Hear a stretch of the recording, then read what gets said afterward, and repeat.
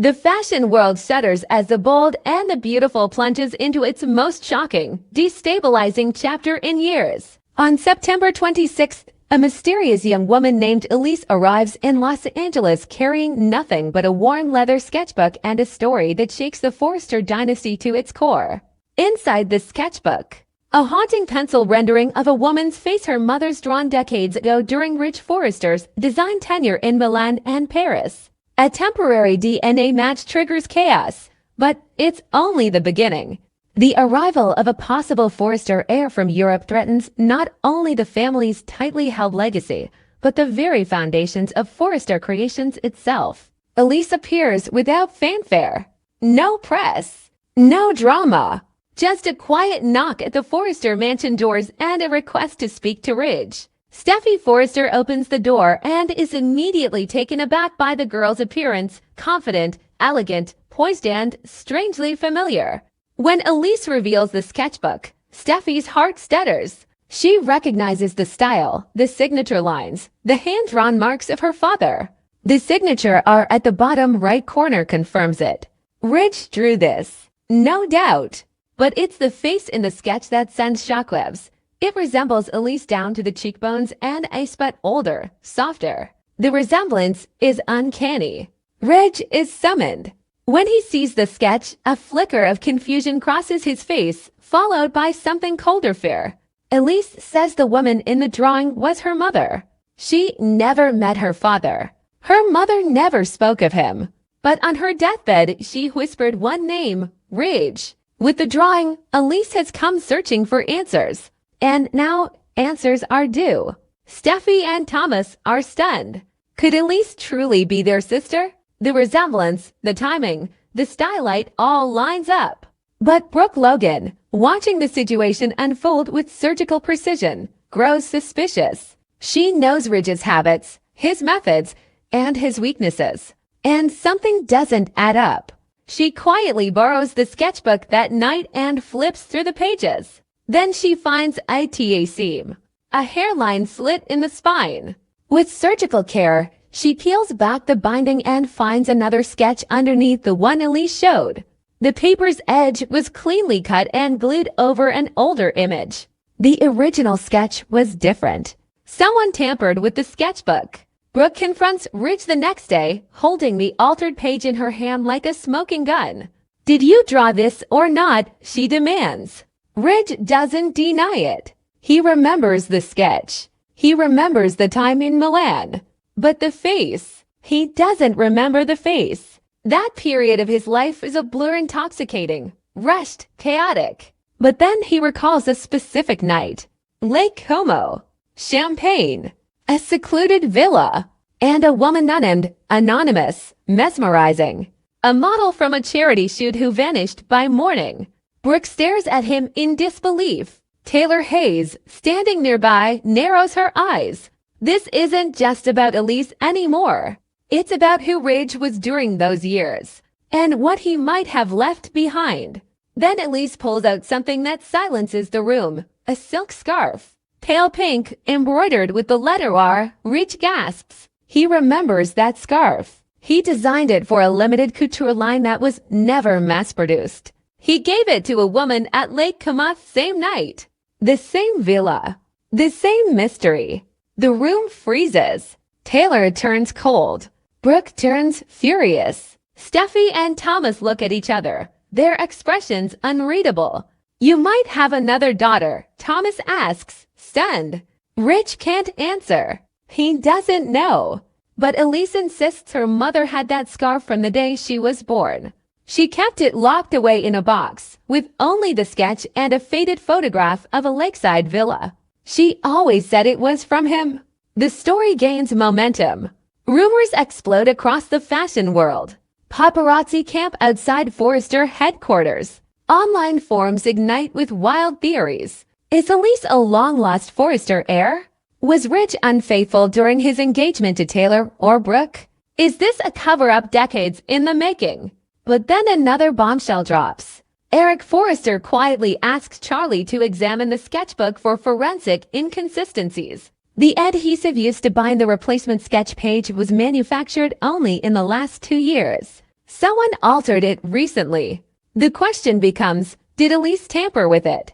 Or did someone else? A forensic sweep reveals a faint trace of a rare Swiss perfume pressed into the page fibers. Only one high-end boutique in Zurich sells it, a shop Ridge visited during a humanitarian trip years ago. The same trip Taylor had once suspected involved more than just charity. She never had proof. Now she has scent. Brooke loses control. In a boardroom confrontation that makes headlines, she slams her hands on the table and demands that Ridge make a public statement to control the narrative. This is spiraling, she snaps. You gave a scarf to a woman you don't even remember, and now the entire world thinks you have a secret daughter. If you don't clarify this, Forrester Creations could lose everything. Ridge tries to hold firm, but he's unraveling. Elise is calm, consistent, poised, but every answer leads to more questions. She agrees to a DNA test, but only if it's supervised independently. She says she's not here for money. She wants truth, but the truth isn't cooperating. The results arrive in a sealed envelope. Ridge, Steffi, Thomas, and Brooke gather privately. The DNA match is inconclusive. Too many degraded samples. Too many variables. The lab offers a probability 63% paternal link. Not definitive. Not denial. Just chaos. That's when the sharks smell blood. Bill Spencer launches an aggressive campaign through Spencer Publications. Headlines scream, the illegitimate heir, Forrester's hidden scandal, sketchy claims and designer lies, and FC inheritance in jeopardy. Within hours, Bill is offering exclusive interviews, primed exposes, and anonymous sources claiming there are even more heirs out there. He positions Spencer Fashions as the moral, clean-cut alternative. His PR team drops a bomb. They're offering Elise a spot in their rising line with or without a Forrester name. Ridge is cornered. He has no proof, no deniability, no escape.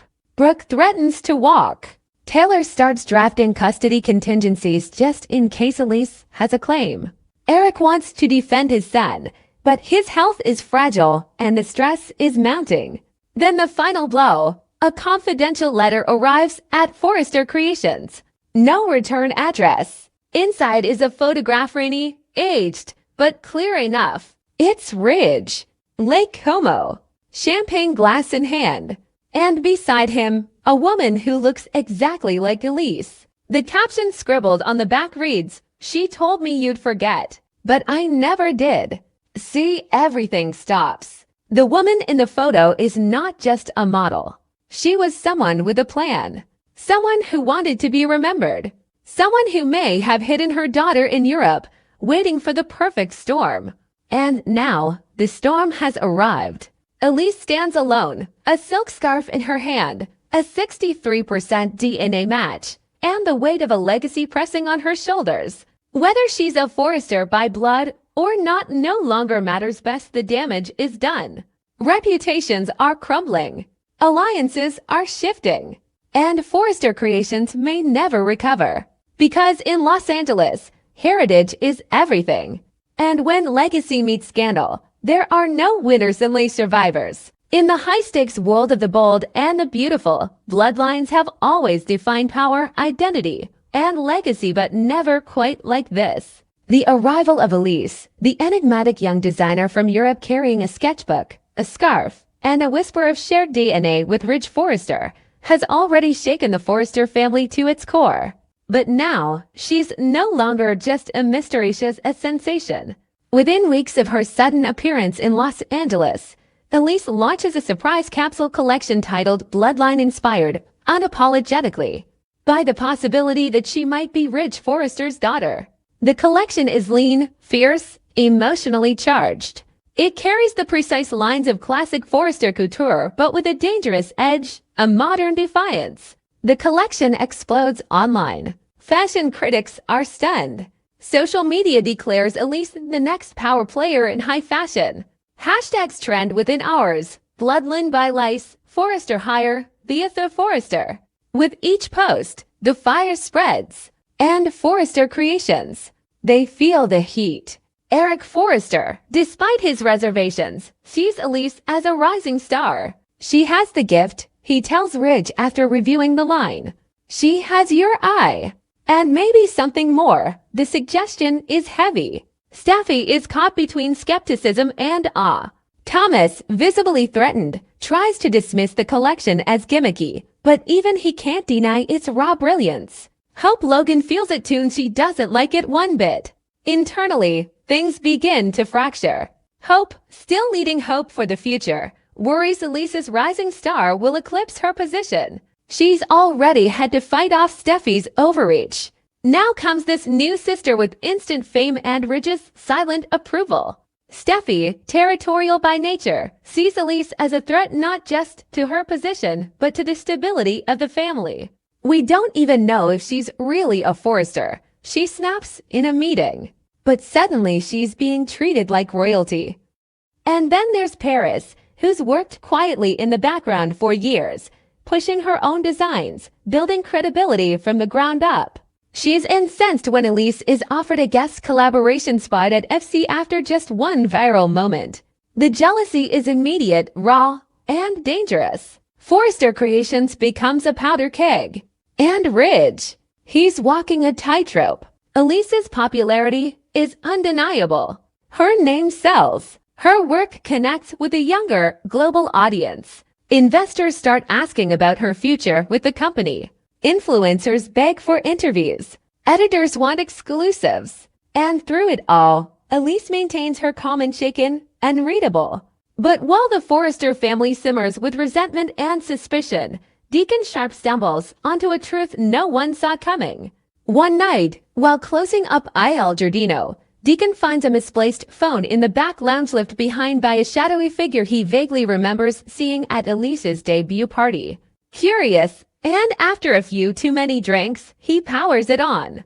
What he finds stops him cold. Photos, voice notes, messages. One thread reveals a disturbing plain sent to an unknown contact, coordinating Elise's rise in Los Angeles. Included are phrases like insert bloodline angle, trigger Logan Forrester rivalry, FC fracture projection, 6 weeks. Then a photo appears, Elise, in a cafe in Paris. Seated across from a man Deacon does recognize Eden Connors, the same fixer tied to the Montemir International scandal. The same man who tried to destroy FC through Luna's manipulated pregnancy drama.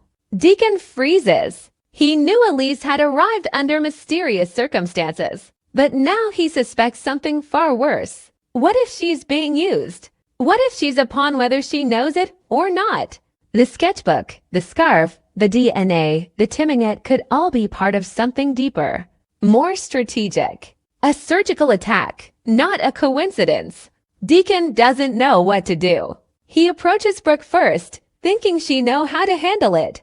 But Brooke, burned so many times by Ridge's secrets, doesn't want to hear about conspiracies. She's already suspicious of Elise and sees this revelation as confirmation that the girl is trouble. She pushes Deacon to go public, but he hesitates. This isn't proof, he tells her. It's a setup. Or it could be.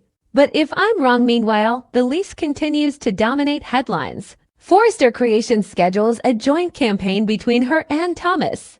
The press drools over the sibling showdown, but inside the company, the tension is toxic. Elise isn't playing into anyone's hands. She does her job, delivers impeccable work, and ignores the noise. But the whispers are getting louder. And so are the divisions. Then comes the board meeting. Ridge is called to make a choice. The Forrester Executive Committee wants a full integration of Elise into the Forrester brand, complete with her own atelier line and stakeholding options. But doing so means formally acknowledging her as family biological confirmation or not. Investors don't care about the blood test anymore. They care about momentum, about money. Eric defers to Ridge. This is your decision, he says quietly. You brought her into this house. Now she's in our business. Brooke warns him, if you do this, you're turning your back on everything. On me. On your children. On everything we built. Taylor, more cautious, says, you're risking the company if you don't. Elise is a star, but if she's being used, and we find out too late, this whole brand could fall. Steffi walks out. Thomas threatens to resign. Hope pulls her support from the campaign. And Ridge, after a long silence, speaks. I believe she's my daughter. I don't know if she was brought here to destroy us or to find her truth, but she's part of this story now. And I won't shut the door on her. The room explodes. Paris slams a folder shut and storms out. Hope calls Liam. I'm done, she tells him. They made their choice. Steffi meets with Legal. She wants to know what it would take to buy out Elise's deal. Thomas disappears for 3 days. And Bill Spencer. He sees his opportunity. He relaunches the scandal campaign, the illegitimate empire, a savage public takedown of Forrester Creations' ethical collapse. He digs into Elise's past, leaks the DNA report's inconclusive result, and even plants a story about Ridge's charity trip to Switzerland, the one where the perfume trail began. Rumors swirl. Was Ridge cheating on Taylor? Was Elise manufactured? Is FC a dynasty of frauds? Sales wobble. Stockholders panic. Social media turns cruel. And Elise, she keeps designing. One night, she walks into Ridge's office alone. I didn't ask for any of this, she says. But I'm not running. I don't care what they think. I care what you think. Ridge nods. Then we face it. Together, but even as the words leave his mouth, Deacon is outside the building, holding a USB stick containing every file from the lost phone. If what he has is true, Elise was a target. If it's false, she might be the biggest threat the Forresters have ever let through their door. Either way, the storm is far from over. Because in Los Angeles, blood may run deep, but power runs deeper. And legacy. Legacy is war?